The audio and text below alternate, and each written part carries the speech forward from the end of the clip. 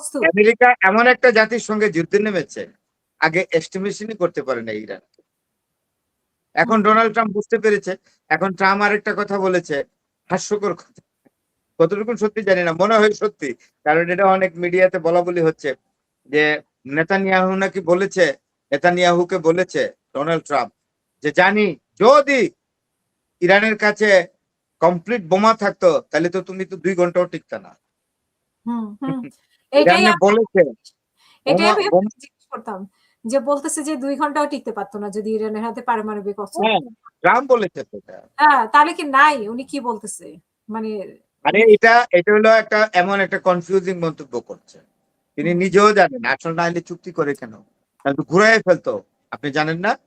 এই যে Tehran, Tabriz, Isfahan, তারপরে হইলো খোরাসান, তারপরে আপনার এই যে মেসেজ, তারপরে সিরাজ, নিশাপুর, এগুলো বিশাল বিশাল শহর তো ইরানের। ইরান কি বলেন আপনি, 17 লক্ষ বর্গ কিলোমিটারের বিশাল বিশাল শহর। এই শহরগুলোতে এয়ার স্ট্রাইকিং করে ইসরায়েল এবং আমেরিকা ঘোরা করে ফেলতো, ভয় করে না যে আক্রমণের তীব্রতা যদি অত্যন্ত বেড়ে যায় তাহলে ইরান কিন্তু আসল অস্ত্র প্রয়োগ করে ফেলতো। এই জন্যই তো ডোনাল্ড ট্রাম্প এখন তো সর্বনাশ করেছে। আজকে বিভিন্ন ক্যাপশনে এসছে জানেন, হাসিনা আপা ক্যাপশন দিয়েছে, শেষ পর্যন্ত কি ডোনাল্ড ট্রাম্প, হ্যাঁ, সর্বোচ্চ নেতা মুস্তফা আলী খামেনির কাছে হেরে গেল, এরকম আসছে।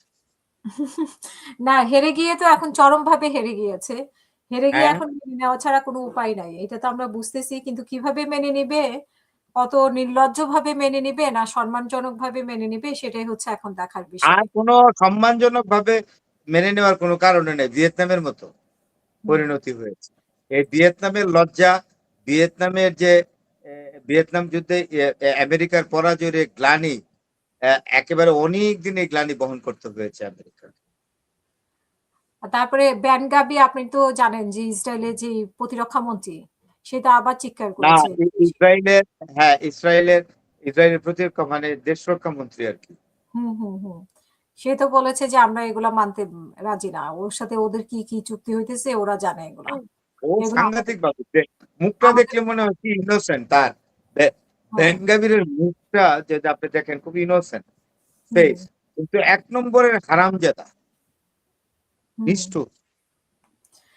এখন আজকে আবার যে ট্রাম্প বলতেছে যে সে মধ্যপ্রাচ্যের প্রয়োজনে, মানে প্রয়োজনে মধ্যপ্রাচ্যের অভিভাবক হতে চান, সেখানে আবার তাকে কত পার্সেন্ট যেন 20% তাকে দিতে হবে এটা। তো কিসের তারে কি অভিভাবক? মধ্যপ্রাচ্যের কিসের অভিভাবক? মধ্যপ্রাচ্যের অভিভাবক তাকে কি কেউ প্রস্তাব করেছে কিনা? সে নিজে থেকে বলছে। আমার জানা মতে নাই। উপরন্তু আপনার ইউএই, ইউনাইটেড আরব এমিরেটস এর যে আমির জায়েদ বিন আল নাহিয়ান, সে এখন বয়স হয়ে তো 1,000 কোটি ডলার দিতে চাচ্ছে। আবার এটা বাড়াইছে বোধ গতকাল, বলছে 1,000 না 2,000 কোটি ডলার দেবো ইরানকে। জানো কি প্রোভাইডেড, কি শর্তে, যে আমার দেশের উপরে তুমি আর কোনো মিসাইল এবং ড্রোন আক্রমণ করিও না। হুম। তাইলে যেই বিশ্বাসঘাতক দেশটাই তো হইলো আরব আমিরাত, তাই না? হুম, আরব আমিরাতের তো শাসকই তো মোহাম্মদ জায়েদ বিন আল নাহিয়ান, সেই তো এই হুম। কথা বলে দিয়েছেন। বলেন না এই ভদ্রলোক? বলেছে। আর বলে- কাতার তো, এবং শুধু তাই নয়, বলছে জায়েদ বিন আল নাহিয়ান এই যে আবুধাবি, এই যে ইউনাইটেড আরব আমিরাতের যে শাসক শেখ, সে আবার বলেছে যে ইরানের সঙ্গে আমরা ইন্টেলিজেন্স আদান প্রদান করব। অর্থাৎ ইন্টেলিজেন্স বুঝেন তো, মানে আর কি, কি বলে এটাকে, উম, মানে আমাদের যেমন ডিটিএফআই টিটিএফআই এই ধরনের আছে না, ওগুলো আদান এগুলো। প্রদান করবে। হুম, হ্যাঁ, এগুলো আদান প্রদান করবে, মানে গোয়েন্দা হ্যাঁ, সংস্থা। তারপর তথ্য আদান প্রদান করবে। আর হুম। কাতার তো আগে থেকে এই লাইন দিয়ে রাখছে ইরানের সাথে। কাতার বলছে যে না, আমাদের সব ঠিক আছে। সৌদি আরবও 50-50। তাহলে গালফ কান্ট্রিজ গুলো তো এখন আর আগের পজিশনে নাই। কেন বলছে এই কথাগুলো, যে ডোনাল্ড ট্রাম্প এখন এরকম বলে কেন, গায়ে মানে নাপনি মোড়ল। তুমি যাদেরকে, যারা তোমার কথা উঠতে বসতো, তারা তো গোপনে ইরানের সাথে বিভিন্ন ভাবে যোগাযোগ করে ফেলেছে ক্ল্যান্ডেস্টাইন হুম, ডিপ্লোমেসির মাধ্যমে, যেটাকে হুম। আমরা বলি মানে নিচে দেয়া গোপন, মানে আর কি কি বলে, কূটনৈতিক সম্পর্ক স্থাপন করে ফেলছে। এখন সবচেয়ে শুধু প্যারা দেশ তো ছিল, সবচেয়ে একটাই ছিল ইরানের কট্টরপন্থী, ইরান বিরোধী, সেটা হলো ইউনাইটেড আরব আমিরাত। তো সেখানে আরব আমিরাত তো টাকা দিতে চাচ্ছে। হুম, এখন বর্তমানে হইলো 2,000 কোটি ডলার দিতে চাচ্ছে ইরানকে। যে আমার দেশে আক্রমণ করিও না, কারণ এটা মাইরে দিবে তো, তেল খনিতে মারলে তো অবস্থা খারাপ, তেলে তো বহুত ক্ষতি হচ্ছে। সৌদি পুরো গালফ কান্ট্রিজ গুলো তো তেল ব্যবসায় প্রচুর ধস নেমেছে বিকজ অফ দিস ওয়ার। এটার জন্য কি ইরান দায়ী? No, America has declared the war first and Iran started responding this since the starting of the war and attacking exactly coming from the United States of America.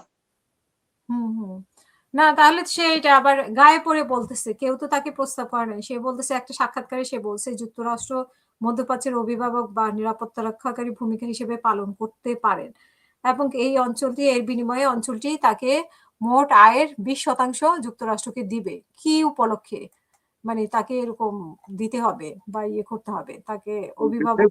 যুদ্ধের পরে এইসব বায়ানের এইসব বয়ান কোনো মূল্য থাকবে না। This narrative will be obsolete.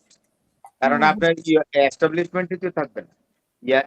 আমেরিকার যে মানে আমেরিকার যে আপনার আর্মি এস্টাবলিশমেন্ট যেটাকে বলে, মিলিটারি এস্টাবলিশমেন্টই তো থাকবে না এই মধ্যপ্রাচ্যের দেশগুলোতে।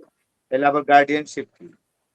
ডোনাল্ড ট্রাম্প আমেরিকার বিরাট ক্ষতি করে ফেলছে। ট্রাম্পকে তো কেউ আমেরিকার যে কখনো টপ মানবে সুপার পাওয়ার র্যাঙ্ক, যেটা টপ সুপার পাওয়ার পজিশন, এটা ডোনাল্ড ট্রাম্প নষ্ট করেছে, নো ডাউট। তো তাকে আবার ইয়ে হিসেবে, অভিভাবক হিসেবে কেন মানবে অন্যান্য দেশ মধ্যপ্রাচ্য? এইসব এগুলো আসলে কোনো অথেন্টিক নিউজ না, তো এগুলো বলে